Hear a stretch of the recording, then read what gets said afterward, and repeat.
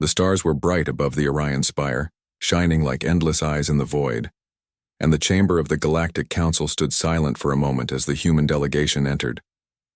It had been centuries since the Council had even spoken the name of Earth, centuries since anyone had considered humans important, and most of the delegates barely remembered why humanity had been given a seat at all.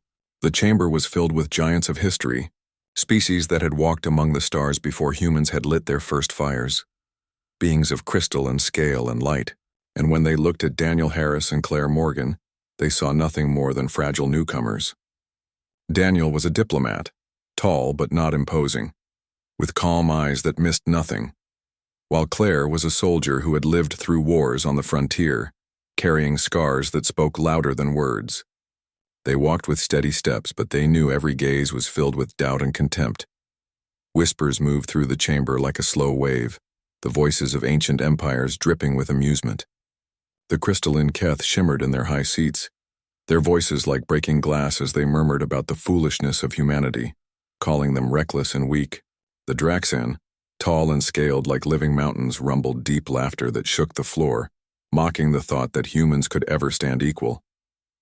The Veyari, delicate with silver skin and voices that sang even when they whispered, smiled coldly and asked one another how long humanity would survive before collapsing under its own arrogance. Every word reached Daniel's ears, but he did not flinch. Claire's hands tightened into fists behind her back, though she kept her face unreadable. The council chamber itself was a marvel, a place carved into the heart of an ancient station orbiting a dying star. The walls glowed faintly with energy, humming with power from reactors that had burned for millennia. Statues of long-forgotten heroes lined the entrance, beings who had shaped the galaxy in ages past, yet none of those statues bore a human face. Humanity's place here was fragile, a courtesy given long ago and forgotten by most. As Daniel and Claire stepped to the center of the hall, the air was heavy with judgment, and silence returned only to be broken by the voice of the chair. The chair was an ancient being of stone, its form slow and deliberate, each movement carrying the weight of centuries. Its voice rumbled across the chamber, speaking the formal call of assembly, reminding the council that the galaxy was in danger from rising threats beyond the rim. As the chair spoke, Daniel waited, watching the crowd, noting the sneers and the laughter, knowing that before long they would hear humanity's voice whether they wished it or not. When the call for proposals began, representatives of old empires stood to speak. They spoke of trade, of defense, of resources being drained by raids from the frontier. They spoke of a warlord species growing stronger, threatening colonies, enslaving weaker worlds, and they demanded that fleets be sent, but none wished to risk their own strength. Voices clashed in argument, pride clashing with fear, but nothing was decided. Then Daniel took a step forward and the hall grew quiet. He raised his voice, calm but strong, carrying across the chamber without trembling. He offered the strength of humanity. He spoke of fleets that were small but disciplined, of soldiers hardened by survival, of a people who had faced war and famine and disaster yet endured. He said Earth was ready to stand with the Council, to fight for the safety of all, and he asked only for recognition and trust. For a moment the words hung in the air, clear and steady, and then the laughter returned.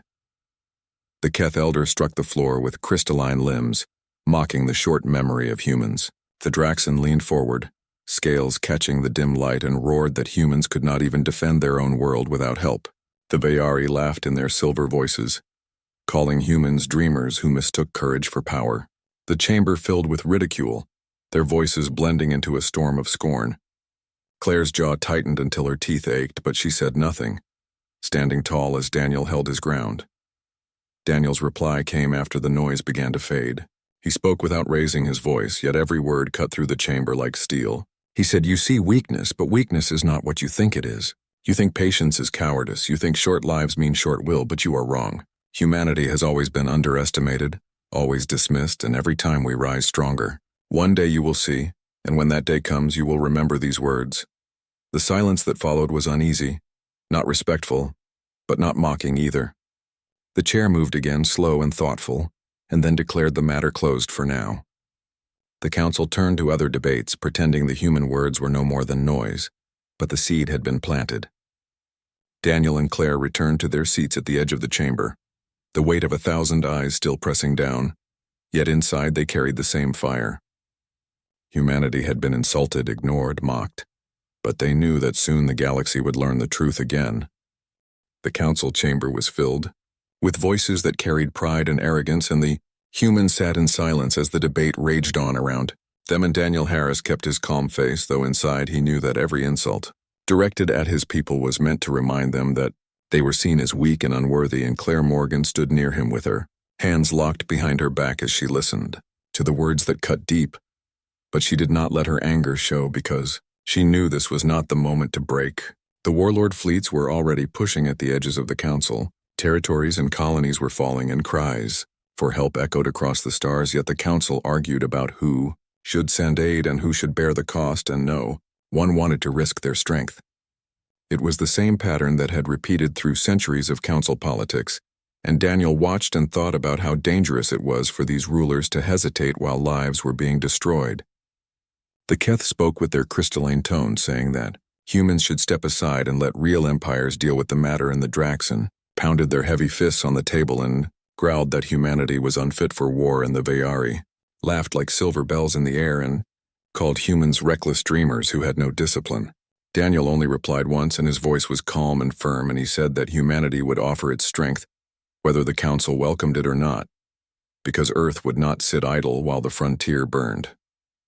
His words drew silence for a brief moment, but then laughter returned and the meeting ended with nothing decided. When the delegation left the chamber, Claire finally let out a slow breath and said that they would never respect us until we showed them what we could do, and Daniel agreed. Quietly, the first attacks came sooner than anyone expected, and warlord ships appeared over the colonies like storms of fire, and the ancient empires that had mocked humans now scrambled to defend themselves, but their fleets were slow to react and bound by endless rules of engagement. Humanity did not wait, and Claire coordinated Earth's smaller fleet with swift orders and precise strikes, and the ships moved like hunters through the dark. The human fleet was not the largest nor the most advanced, but it carried the will to fight and survive. Daniel watched the reports come in with a mixture of dread and pride, as news spread of convoys saved and enemy forces scattered, and soldiers who refused to give up even when outnumbered. The council received these reports with disbelief, and some claimed it was only luck, and others insisted that the enemy had underestimated them. But the victories kept coming, and the whispers grew louder. In distant systems, human ships fought with courage that inspired others, and crews from allied worlds began to see them not as children but as fighters who could lead. Still, the council continued to mock and belittle, and in the chamber the Keth elder said that humans were reckless and would bring ruin to themselves, and the Draxan chieftain said that humans were throwing lives away in futile battles, and the Vayari whispered that this fire would soon burn out. Daniel answered with calm words again, saying that the difference between humanity and the rest of the council was simple, because humans would not stop until the threat was defeated. Claire spent sleepless nights aboard her command ship watching the stars for the next strike, and she drove her crews harder than they thought possible, but they followed her because her strength never wavered. Every time they returned from battle with scars and losses, she stood on the deck and reminded them that they had endured worse, and they would endure again. Her presence was a shield, and her words were a weapon, and slowly the morale of her fleet grew into something unshakable. The warlords began to notice the humans more than the council, and soon their commanders issued orders to crush Earth ships first wherever they appeared. The enemy respected only strength and cruelty, but they had seen enough of humanity to know that they could not ignore them. This only made Claire fight harder, and Daniel spoke more firmly in the chamber even as insults rained down. The council could not deny the truth forever, because every battle report carried the same message that humans refused to yield. Colonies that should have fallen still stood because of them, and convoys that should have been captured were rescued by their daring raids. The old empires began to look uneasy as they realized that the species they had mocked was carrying more than its share of the war. Daniel saw their faces change little by little, and though they would never admit it aloud, he knew they were beginning to remember what they had forgotten about humanity. But the cost was heavy, and Claire read the casualty lists every night, and she remembered the faces of the men and women who gave their lives under her command, and she carried their memory like a weight that would never leave. Daniel saw the fatigue in her eyes, but he also saw the fire that refused to go out, and he knew that as long as she stood, humanity would never falter. The Council did not understand this yet because they measured strength in fleets and resources, but humans measured it in will and in the refusal to give in no matter the odds. That difference was what made every victory possible, and what would soon force the galaxy to see them in a new light. The enemy pressed harder, and the Council debated endlessly, and still humanity fought. And in the silence between battles, Daniel whispered to Claire that one day soon they would remember our power, and when that day came, the galaxy would never forget again. The fleets of the Warlord Empire grew bolder with each, passing weakened colonies that had once believed themselves safe now lived in fear of the shadow that fell across their skies, and the Council that was meant to protect them argued still while humanity fought without pause. Claire Morgan stood at the heart of her flagship and gave orders with a voice that never shook, and her crews followed with fierce loyalty because they knew that she would not ask of them anything she would not do herself. Daniel Harris remained in the chamber of the Council, and his calm words were spoken, again and again in the face of ridicule. Yet slowly the insults grew quieter because the Council could not deny that everyday humanity was proving itself in battle. Reports from the frontier painted a picture of human ships striking like wolves and disappearing into the void, leaving wreckage behind, and civilians saved, and the Council delegates whispered among themselves, though they did not admit their fear aloud. The Warlord Empire turned more of its strength against the humans now because they had learned that ignoring them meant losing, and they sent fleets designed to crush the smaller human navy, but still the humans endured. In the asteroid belts of the Outer Rim, Claire directed her ships through rocks and shadows and used the terrain as a weapon, and the Warlord cruisers burned when they tried to follow. In the skies of barren moons, human fighters darted through canyons and drew enemy ships into ambushes that shattered them. Again and again, humanity fought with desperation, but also with a cunning that the older species had not expected. Daniel read each report and spoke to the Council with quiet certainty, saying that this was only the beginning, and that humanity's strength was not measured in numbers, but in will. Some began to listen, though pride kept their voices silent. Claire carried the burden of every life lost, and in the quiet of her command deck, she would look at the stars and remember the names of those who had fallen, and she told herself that their sacrifice was not in vain because each loss bought time for others to live. Her officers saw the weight she bore, yet they also saw the fire that never dimmed, and it gave them strength. Daniel saw the same weight in her when they spoke across the void through secure channels, and he reminded her that she was not alone, and that the galaxy would see soon what humanity truly was. They shared words of resolve, though both of them knew the cost was rising higher each day. The Council, meanwhile, began to fracture as some empires called for retreat and others demanded stronger defense of their own worlds, leaving the frontier to burn. Daniel stood before them and told them that their fear would not save them, because the warlords would not stop at the frontier, and soon the core would be in flames. His voice was steady, but the chamber roared with argument and insults once more. Still he stood his ground, and his words reached those who were beginning to doubt the arrogance of the old powers. The chair listened in silence and gave no ruling, but Daniel knew the tide was shifting slowly. Humanity's actions were speaking louder than any words could, and the galaxy was watching. The warlord fleets then struck at a colony close to the inner roots, and panic spread through the Council worlds. The humans were the first to respond, and Claire led her fleet in a desperate battle that raged for hours across the void. Outnumbered and outgunned, her ships fought with fury and clever tactics, and in the end, the warlord fleet was broken, though half her ships were gone. The Council could no longer dismiss the truth, and their envoys spoke with less arrogance, though their pride kept them from open praise. Daniel told them that this was what humanity had always done and would always do, and that one day they would understand. The Council chamber fell into uneasy silence at his words.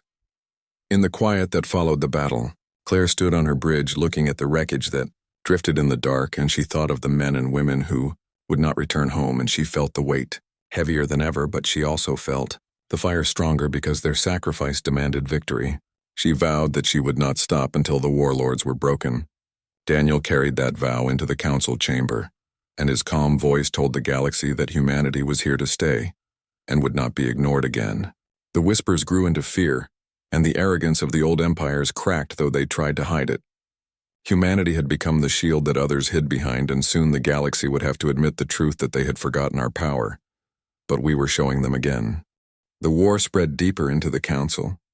Territories and the panic among the older races grew with each passing day, and Daniel Harris watched as fear began to break their proud words while Claire Morgan continued to fight on the front lines without rest.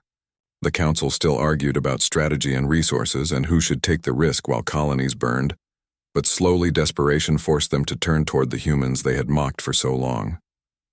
Daniel stood in the chamber and told them that humanity had no choice but to fight, and that if the council wanted to survive, then they must allow a joint command under human leadership. His voice was calm, but behind it was the weight of every battle report and every world that had fallen, and the council erupted in outrage. The Keth shouted that humans were reckless and would waste fleets in foolish attacks, and the Draxan growled that a young species had no right to command the armies of empires older than Earth itself, and the Veeri mocked that humans had no discipline to lead. Yet for all their words, the fear in their voices betrayed them, and the Chair of Stone listened in silence and finally agreed that the humans would be given command of a coalition force because the warlord armadas were pressing ever closer to the core. Claire took command of a fleet made of ships from across the council, and for the first time humans stood at the head of a force that stretched across species and cultures. She studied the enemy with sharp eyes and found patterns where others saw chaos, and she crafted daring plans that no one else dared attempt. She ordered fleets to split and feint and strike from angles thought impossible, and though her officers doubted at first, they soon learned that her instincts were right. Victory followed victory, and the warlord advance slowed and then faltered, and the soldiers of other races began to look at the humans with new eyes. They saw that humanity was not reckless but relentless, and that their courage was not born of arrogance but of survival. Daniel heard the reports and carried them into the chamber, where the voices that had once mocked him now grew quieter, and some even began to listen when he spoke. He reminded them that humanity had chosen peace for centuries but had never forgotten war, and now that war had come, they would fight until it was done. Claire bore the cost of every victory, and she saw the losses mount, and she knew that each battle carried a price paid in blood. Yet she never faltered before her crews, and she stood on the bridge with steady eyes, and her voice never shook. Her soldiers followed her into fire because they knew she would never abandon them, and her resolve became their strength. Daniel saw the change as well, and when he spoke to her across secure channels, he told her that the council was beginning to see the truth. She only replied that it did not matter what they saw, as long as the warlords were defeated. Still, Daniel knew that every victory was reshaping the galaxy, and that soon the arrogance of the council would shatter completely. The warlord empire grew, frustrated, and poured more strength into the battles, and their fleets clashed with the coalition in storms of fire and steel. Claire's strategies pushed the limits of what her ships could endure, and sometimes the line between victory and disaster was razor thin, but each time the humans found a way to endure. They adapted faster than their enemies, and where others saw defeat, they saw opportunity. The whispers across the council worlds grew louder as word spread that the humans were leading where others had failed, and that the tide of war was turning. Daniel stood in the chamber and reminded them that this was only the beginning, and that humanity's will was the weapon that the warlords could never match. The Chair of Stone listened, and though it gave no praise, it did not silence him either, and that silence was the closest thing to respect he had ever been given. There, the coalition fleet under Claire's command became a force that the warlords could not ignore, and battles that once ended in council defeat now ended with human-led victory. Soldiers from alien worlds returned home with stories of human courage and human resolve, and the council leaders who had laughed now listened in uneasy silence. Humanity had risen to the place they were denied for so long, and though the cost was heavy, they carried it without breaking. Daniel watched the change with quiet pride, but he also knew that the greatest test was still to come, because the warlord flagship was moving toward the heart of the council, and when it arrived, the galaxy would face its breaking point, and only humanity could lead the stand that would decide their fate. The warlord flagship cut across the stars like a shadow that blotted out light, and every world in its path trembled as the news spread, and the council chamber fell into silence when the reports arrived, because they knew that this was the moment they had feared. Daniel Harris stood before them, and his voice was calm, though the weight of what was coming pressed on him as hard as the silence pressed on the chamber, and he told them that humanity would not turn away. Many of the council still doubted and still feared, and some demanded retreat, But Daniel reminded them that there was nowhere left to run, because the warlords would not stop until every world was ash. His words carried across the chamber, and though arguments followed, none could deny that he spoke the truth. The Chair of Stone finally spoke and declared that the coalition would gather its strength under the command of the human fleet, because there was no other choice. For the first time in the long history of the Council, the fate of the galaxy would rest on the shoulders of the youngest race. Claire Morgan received the command, and on the bridge of her flagship, she looked at the stars, without fear, though she knew the battle to come could end everything. Her officers stood ready and her crews prepared for war, and across the coalition fleet's alien captains awaited her orders. She spoke to them with simple words that carried the fire of her will, and she told them that they were not fighting only for their own worlds, but for the survival of all. They listened and they followed because by now they had seen what humans could do. The fleets moved together for the first time with purpose and with unity, and they gathered in the void to face the warlord armada. The first clash came on the edge of a dying star system where debris from ancient worlds drifted in endless orbits, and Claire used the chaos of the battlefield to her advantage. She split the coalition fleet and sent wings of ships to strike from angles hidden by the drifting ruins, and when the warlord armada moved to crush one wing, they found themselves trapped in crossfire. Explosions lit the dark and the void burned with wreckage, and still the battle raged. Human ships at the heart of the fighting refused to fall back, even when fire tore through their hulls, and they held the line until reinforcements could strike. Alien soldiers who once doubted now fought with courage because they saw that humanity never broke. The warlord fleet reeled from the fury of the coalition, and for the first time they tasted doubt. But the flagship itself did not falter, and its massive guns tore through coalition ranks, leaving burning wreckage where once proud ships had flown. Claire directed the fleet with precision and ordered desperate maneuvers that pushed her ships to the edge, and still they endured. Hours turned into a night of endless fire, and Daniel watched the reports from the council chamber and relayed her words across the galaxy so that every world would know that the fight was not lost. He told them that humanity was standing for all, and that if the galaxy had ever doubted them, they would see now what they had forgotten. His voice carried across countless channels and across worlds where civilians huddled in fear, and it gave them hope.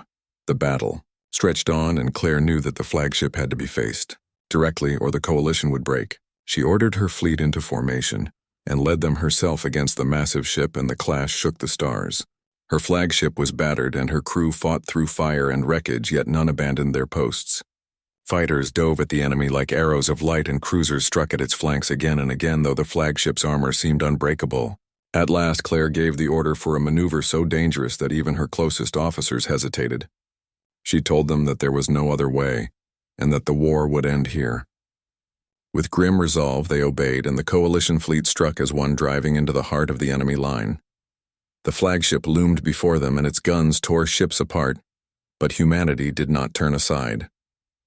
Claire's voice carried through every channel, telling them that they would not be forgotten, and that their power was greater than fear. Her flagship drove forward with fire spilling across its hull, and she ordered every weapon to strike at the same point again and again. Other ships followed and poured their fury into the same wound until the flagship's armor cracked. The warlord vessel roared with energy as if the void itself resisted its fall, but the humans pressed harder and the coalition with them.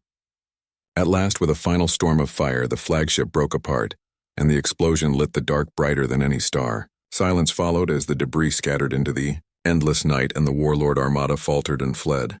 The galaxy watched, in awe, as the impossible had been done, and Daniel stood before the Ice Council and told them that it was humanity who had carried them through the fire.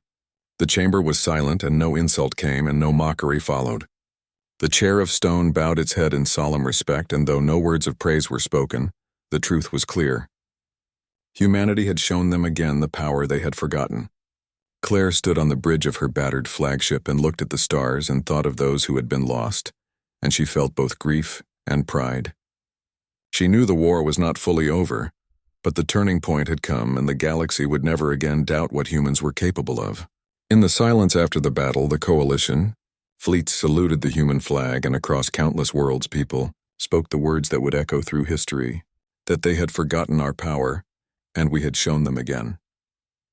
The wreckage of the warlord flagship still drifted through the void when the coalition fleets gathered around the human ships, and for the first time there was no question of who had carried the galaxy through its darkest hour. Claire Morgan stood on the bridge of her battered vessel, and her eyes moved across the broken hulls of ships that had fought beside her, and she felt the weight of every life lost, but also the pride of knowing that they had not fallen in vain. Daniel Harris watched from the council chamber as news spread across every world, and for the first time the delegates who had mocked him sat in silence with nothing to say. The chair of stone raised its voice only to declare that the council owed its survival to humanity, and though the words were simple, their meaning was immense. The arrogance that had once filled the chamber was gone, replaced by a quiet respect that had been earned through fire and sacrifice. Yet even with the flagship destroyed, the war was not over, because the warlord empire still held vast fleets and armies, and the threat could not be ignored. Claire knew this, and when she addressed her officers, she told them that the battle was won, but the war was not finished, and that humanity would not rest until the enemy was broken for good. Her crews listened with weary eyes, but also with determination, because they had followed her through hell, and they would follow her still. The coalition captains echoed her resolve, and for the first time alien voices pledged themselves freely under human command. Daniel carried this new spirit into the council, and he told them that unity had been forged not by words but by blood, and that if they wished to survive, they must hold to it. The chamber listened, and for once there was no jeering laughter, only silence and agreement. The months that followed were filled with battles as the coalition pushed into warlord territory, and each step forward was hard won. Claire led from the front, and her fleet struck deep into enemy space-breaking strongholds that had stood for centuries. The warlords resisted with fury, but the coalition no longer wavered because the humans had shown them that courage could overcome fear. Stories spread across the galaxy of human ships that fought even when outnumbered, and of human soldiers who stood their ground when others would have fled. The myths of recklessness and weakness faded, and in their place grew legends of resilience and will. Daniel heard these stories repeated even in the council chamber, and he saw how the older races began to look at him with respect that was not forced but genuine. The final campaign came when intelligence revealed the location of the warlord throne world, and the coalition gathered its full strength for the assault. Claire knew the cost would be terrible, but she also knew that leaving the enemy unbroken would mean endless war. She stood before her officers and told them that this was the battle that would decide everything, and that humanity would not falter. Her words carried across every channel to every ship, and every crew and soldiers of a dozen species listened and found strength in them. The fleets moved together, and the stars burned with their passage as they fell upon the throne world. The warlord defenses were vast, and the battle raged for days across the void and upon the ground, but the coalition pressed forward without pause. Human ships led the charge again and again, and their fury broke the enemy lines. On the surface, human marines fought side by side with alien allies, and together they stormed the citadel of the warlords. The final clash was brutal, and many fell, but at last the warlord command was broken and their empire shattered. When the news reached the council worlds, the galaxy erupted in celebration, and for the first time in living memory there was hope that peace could last. Daniel stood in the chamber and told them that humanity had kept its promise and had carried the weight when others had faltered, and that now the future was open to all. The chair of stone bowed in solemn respect, and the delegates who had once mocked him now lowered their heads in silence. Claire returned with her fleet scarred and battered but unbroken, and when she stood before the coalition soldiers, they raised their voices in salute, not as humans or aliens, but as one. The galaxy had changed, and it could never return to what it had been before. Humanity was no longer the forgotten young race mocked for weakness, but the shield and the fire that had saved them all. In the quiet after the war, Claire walked the decks of her ship and remembered the names of those who had fallen, and she knew that their sacrifice would not be forgotten. Daniel looked out across the chamber that had once been filled with insults and now stood in reverent silence, and he thought of how far they had come. Together they had carried humanity through darkness into light, and together they had shown the galaxy what had been forgotten. Across countless worlds, people spoke the same words that would be remembered for generations, that they had forgotten our power, and we had shown them again.